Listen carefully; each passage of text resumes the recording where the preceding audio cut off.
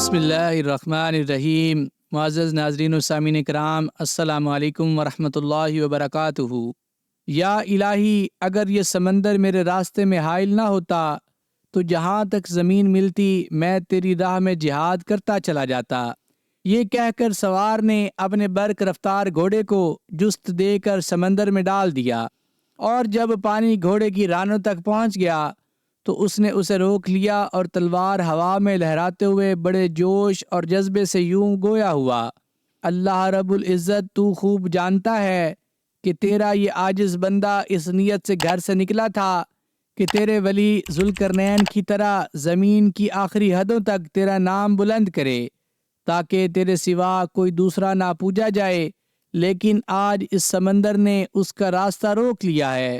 اللہ کے دین کے غلبہ کی تڑپ اور اس کے لیے اپنی تمام تر توانائیاں صرف کر دینے والے اس سوار کو دنیا عقبہ بن نافع کے نام سے جانتی ہے۔ سیدنا عقبہ رضی اللہ عنہ بن نافع کا شمار پہلی صدی ہجری کے نامور سپہ سالاروں میں ہوتا ہے۔ وہ مشہور صحابی سیدنا عمر بن العاص رضی اللہ عنہ فاتح مصر کے بھانجے تھے۔ ان کی ولادت عہد رسالت کے آخری سالوں میں ہوئی۔ سیدنا عقبہ کی پرورش اور تعلیم و تربیت نہایت پاکیزہ ماحول میں ہوئی۔ وہ جوان ہوئے تو اپنے اعلیٰ کردار، شجاعت، مصالحت، ذوق عبادت اور شوق جہاد کی بنا پر نہ صرف بنو فہر بلکہ دوسرے لوگوں میں بھی نہایت عزت و احترام کی نظروں سے دیکھے جاتے تھے۔ ان فوان شباب میں وہ جہاد فی سبیل اللہ کی خاطر اپنے ماموں سیدنا عمر بن العاص رضی اللہ عنہ کے پاس مصر چلے گئے اور وہاں دشمن کے خلاف کئی معرکوں میں داد شجاعت دی۔ تاریخ مغرب میں سیدنا عقبہ کے قیام مصر کے زمانے کی ایک دلچسپ روایت بیان کی گئی ہے۔ اس کا خلاصہ یہ ہے کہ سیدنا عمر بن العاص رضی اللہ عنہ کے زمانہ ولایت میں سیدنا عقبہ بن نافع مصر گئے اور وہاں کے کسی گاؤں میں قیام کیا۔ ان کے ساتھ رسول اکرم صلی اللہ علیہ وآلہ وسلم کے چند صحابہ رضی اللہ عنہ بھی تھے۔ ان میں جلیل القدر صحابی سیدنا عبداللہ بن عمر بن العاص رضی اللہ عنہ بھی شامل تھے۔ ایک دن ان سب کے سامنے دسترخوان بچھا ہوا تھا کہ اچانک ایک چیل نے کھانے پر جھپٹا مارا اور ایک ہڈی لے اڑی۔ یہ دیکھ کر سیدنا عقبہ نے کہا: اللہ کرے اس کی گردن ٹوٹ جائے۔ یہ کہنا تھا کہ چیل سر کے بل گری اور اس کی گردن ٹوٹ گئی۔ سیدنا عبداللہ بن عمر رضی اللہ عنہ نے انا للہ و انا الیہ راجعون پڑھا۔ سیدنا عقبہ نے پوچھا: اے ابو عبداللہ، آپ کو کیا ہو گیا ہے؟ سیدنا عبداللہ رضی اللہ عنہ نے فرمایا: میں نے سنا ہے کہ اس جانب بعض لوگ لشکر کشی کریں گے اور سب کے سب شہید ہو جائیں گے۔ سیدنا عقبہ نے فوراً ہاتھ اٹھائے اور دعا کی: یا اللہ، میں بھی ان میں سے ایک ہوں۔ سیدنا عقبہ کی یہ دعا ان کے شوق شہادت کی مظہر تھی۔ سیدنا عمر بن العاص رضی اللہ عنہ نے اپنی وفات 43 ہجری سے کچھ عرصہ پہلے سیدنا عقبہ کو عساکر یعنی افریقہ کا سپہ سالار مقرر کیا۔ اسی زمانے میں انہوں نے سوڈان پر یلغار کی اور کئی علاقوں کو فتح کرتے ہوئے ازامس تک پہنچ گئے۔ وہ پہلے مسلمان سپہ سالار ہیں جنہوں نے سوڈان میں پرچم اسلام بلند کیا۔ 50 ہجری میں امیر معاویہ رضی اللہ عنہ نے انہیں شمالی افریقہ کی مہم کا قائد مقرر کیا تو انہوں نے 10,000 سرفروشوں کے ساتھ ایسی زبردست یلغار کی کہ سارے بلاد مغرب میں زلزلہ پڑ گیا۔ مجاہدین اسلام نے تیونس تک کا علاقہ فتح کر لیا اور رومیوں اور ان کے ساتھی بربریوں کی سخت گوشمالی کی۔ اس مہم کے دوران میں ایک مرتبہ وہ اپنے لشکر کے ساتھ ایک لکے دوک صحرا میں سے گزر رہے تھے کہ لشکر کے پاس پانی کا ذخیرہ ختم ہو گیا۔ دور دور تک پانی یا کسی آبادی کا نام و نشان تک نہ تھا۔ لوگ پانی کی تلاش میں ادھر ادھر بہت دوڑے لیکن ناکام واپس آئے۔ یہ بڑا نازک وقت تھا کیونکہ ہزاروں آدمیوں اور جانوروں کی زندگیاں خطرے میں تھیں۔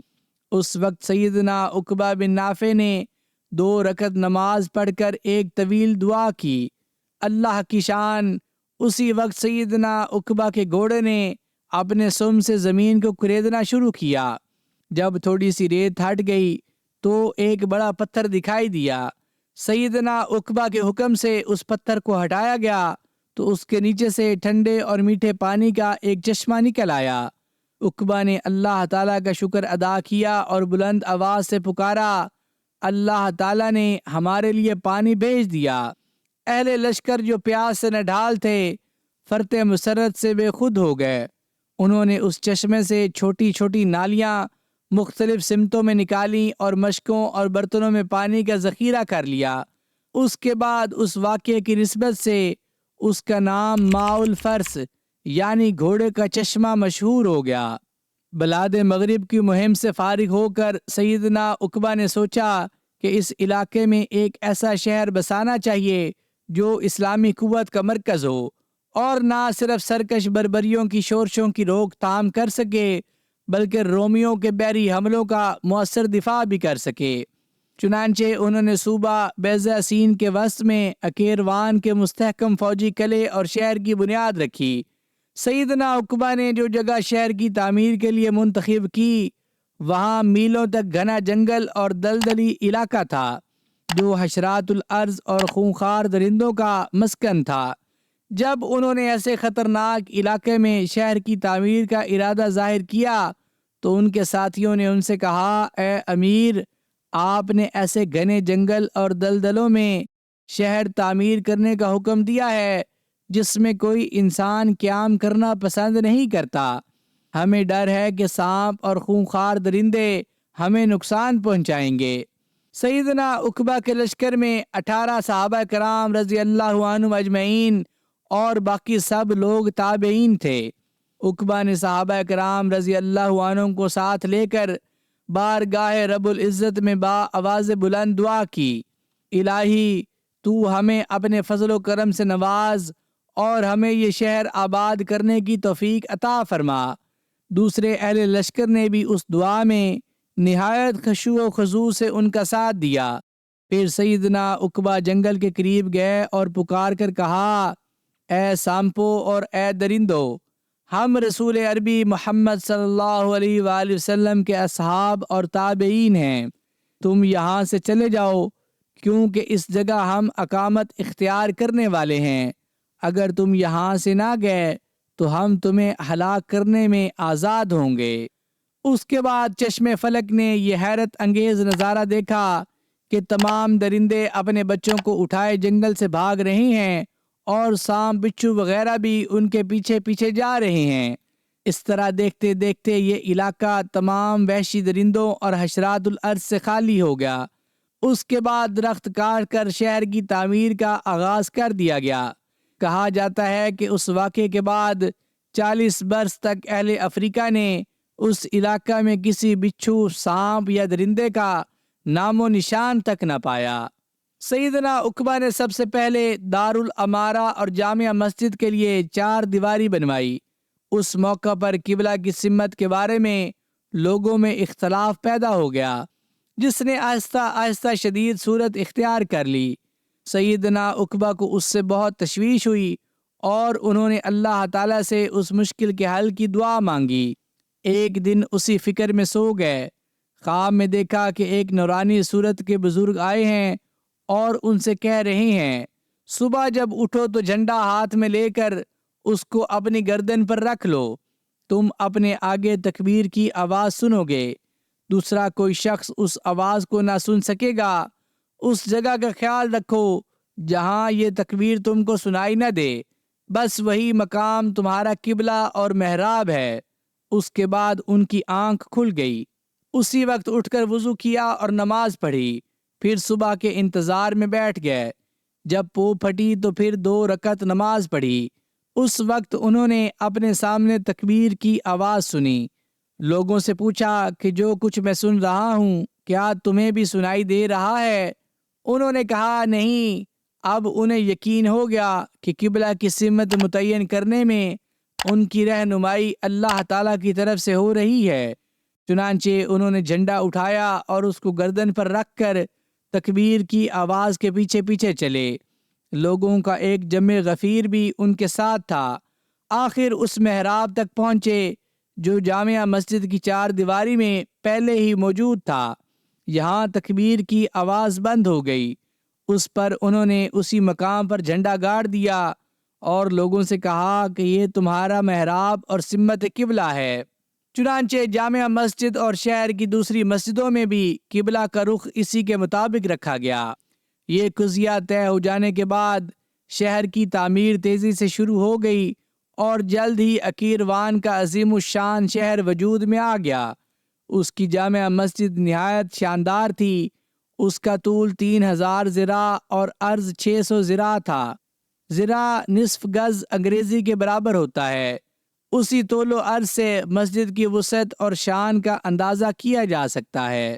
اکیروان کی تاسیس سے مسلمانوں کو ایک مضبوط فوجی ٹھکانہ مل گیا اور انہیں ایک جمعیت خاطر بھی حاصل ہو گئی۔ اس کے ساتھ ہی افریقہ میں اشاعت اسلام کا راستہ صاف ہو گیا۔ سیدنا عقبہ کو نو تعمیر شہر میں زیادہ عرصہ قیام کرنا نصیب نہ ہوا۔ اکیروان کے آباد ہونے کے فوراً بعد 55 ہجری میں یہ واقعہ پیش آیا۔ سیدنا مسلمہ رضی اللہ عنہ نے سیدنا عقبہ کو معزول کر کے ان کی جگہ اپنے ایک غلام ابو المہاجر کو افریقہ کا والی مقرر کیا، اور ابو المہاجر نے اکیروان پہنچ کر سیدنا عقبہ کے ساتھ ان کے شان برتاؤ نہ کیا۔ اس سے ان کو سخت رنج ہوا اور انہوں نے دمشق جا کر امیر معاویہ رضی اللہ عنہ سے ابو المہاجر کی شکایت کی۔ امیر معاویہ رضی اللہ عنہ نے ان کو دوبارہ افریقہ کی ولایت پر بھیجنے کا وعدہ کیا، لیکن اپنی زندگی میں انہیں یہ وعدہ پورا کرنے کا موقع نہ مل سکا، کیونکہ ابو المہاجر نے الجزائر کی طرف پیش قدمی شروع کر دی تھی۔ ابو المہاجر الجزائر میں داخل ہو کر تلمسان تک بڑھتے چلے گئے۔ اس دوران میں انہوں نے ایک ممتاز بربری سردار کسیلہ برنسی کو شکست فاش دی۔ شکست کھانے کے بعد کسیلہ نے اسلام قبول کر لیا اور ابو المہاجر نے اس کے مرتبے کا لحاظ کرتے ہوئے اسے اپنے مشیروں میں شامل کر لیا۔ امیر معاویہ رضی اللہ عنہ کی وفات 60 ہجری کے بعد یزید اول تخت حکومت پر بیٹھا۔ اس نے 62 ہجری میں اپنے والد ماجد کے وعدہ کو پورا کیا اور سیدنا عقبہ بن نافع کو دوبارہ افریقہ کا والی مقرر کیا۔ سیدنا عقبہ فوراً عازم اکیروان ہو گئے اور وہاں پہنچ کر ابو المہاجر سے عنان حکومت اپنے ہاتھ میں لے لی۔ چونکہ سرکش بربری اور رومی نت نئے فتنے اٹھاتے رہتے تھے، سیدنا عقبہ نے عزم بالجزم کر لیا کہ خواہ انہیں ساری عمر لڑنا پڑے، وہ ان سرکش عناصر کی بیخ کنی کر کے رہیں گے۔ چنانچہ انہوں نے اپنے لڑکوں کو بلایا اور ان سے مخاطب ہو کر کہا، میرے بچوں، میں نے اپنی جان کو اللہ تعالیٰ کے ہاتھ پر بیچ دیا ہے، لہٰذا جب تک زندہ رہوں گا کفار سے جہاد کرتا رہوں گا۔ اس کے بعد وہ ایک مضبوط فوج کے ساتھ کیروان سے وسطی المغرب کی طرف بڑھے اور باغا یا بغایا پہنچ کر پڑاؤ ڈالا۔ وہاں بڑی تعداد میں رومی اور بربری جمع تھے۔ سیدنا عقبہ نے ایک خون ریز مارکا کے بعد ان کے متحدہ لشکر کو شکست دی۔ یہ لوگ شکست کھا کر شہر میں محصور ہو بیٹھے۔ اسلامی لشکر کچھ عرصہ محاصرہ کیے رہا، لیکن محصورین نے شہر سے باہر نکلنے کی ہمت نہ کی۔ سیدنا عقبہ نے وہاں زیادہ دیر ٹھہرنا مناسب نہ سمجھا اور زان کے علاقہ میں واقع رومیوں کے ایک بڑے مرکز لمیس پر دھاوا بول دیا۔ لمیس میں رومیوں کا ایک جرار لشکر موجود تھا، لیکن اس نے بری طرح شکست کھائی۔ اب سیدنا عقبہ نے آگے بڑھ کر فزان کو جا گھیرا۔ وہاں کے حکمران کو مقابلہ کرنے کی جرأت نہ ہوئی اور اس نے مسلمانوں کی اطاعت قبول کر لی۔ فزان کی تسخیر کے بعد سیدنا عقبہ نے ودان اور کستیلہ پر پرچم اسلام بلند کیا اور تھوڑے وقفے کے بعد اربا کے مقام پر رومیوں کے ایک زبردست لشکر کو شکست دیتے ہوئے طاہرت کا رخ کیا۔ وہاں کے رومیوں کو مسلمانوں کی پیش قدمی کی اطلاع ملی تو انہوں نے اپنی مدد کے لیے بربریوں کو بلا لیا۔ اس طرح رومیوں اور بربریوں کا ایک بہت بڑا لشکر جمع ہو گیا۔ ان کے مقابلے میں مسلمانوں کی تعداد بہت کم تھی۔ لیکن انہوں نے اپنی جانیں راہ حق میں وقف کر رکھی تھیں، اس لیے دشمن کی کثرت تعداد کو مطلق حاضر میں نہ لائے اور سروں سے کفن باندھ کر کفار کی مہیب طاغوتی قوت پر ٹوٹ پڑے۔ رومی اور بربری جنگجو جان توڑ کر لڑے، لیکن مسلمان سرفروشوں کے سامنے ان کی کچھ پیش نہ چلی اور بالآخر انہوں نے بری طرح شکست کھائی۔ طہارت سے سیدنا عقبہ نے طنجہ کا رخ کیا، جو بحر روم کے کنارے افریقہ کا آخری شہر اور رومیوں کا ایک مضبوط مرکز تھا۔ وہاں کا حکمران جولیان بڑے اثر و اقتدار کا مالک تھا اور مغرب کے بیشتر حکمران اس کے باج گزار تھے۔ اس نے باختلاف روایت سیدنا عقبہ سے شکست کھا کر یا خود ہی برضا و رغبت مسلمانوں کی اطاعت قبول کر لی۔ سیدنا عقبہ کا ارادہ تھا کہ طنجہ سے آب بنائے جبل الطارق کو عبور کر کے اندلس یعنی اسپین پر حملہ آور ہوں، لیکن جولیان نے انہیں مشورہ دیا کہ ایسا کرنا مناسب نہ ہوگا، کیونکہ کوہ اطلس کبیر اور سوئس کے کافر بربروں سے کسی بھی وقت اسلامی اقتدار کو خطرہ لاحق ہو سکتا ہے۔ چنانچہ سیدنا عقبہ نے طنجہ سے سوئس ادنا کا رخ کیا اور زرہون، یعلا، نفیس، سوئس اقصی اور درا کو مسخر کرتے ہوئے صحرائے لمتونہ تک پہنچ گئے۔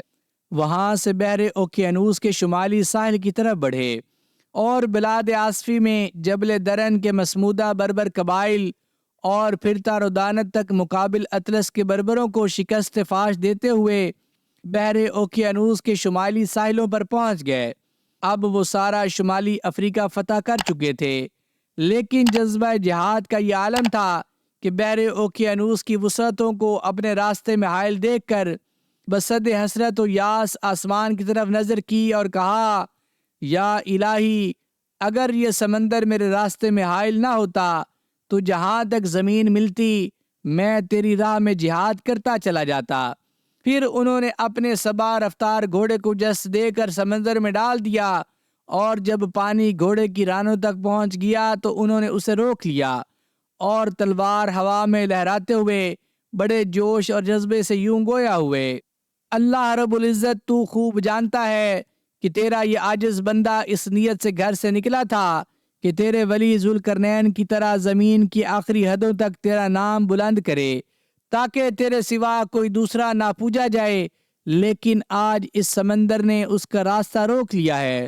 یہ کہہ کر وہ ساحل سے بڑی بے دلی کے ساتھ واپس آئے۔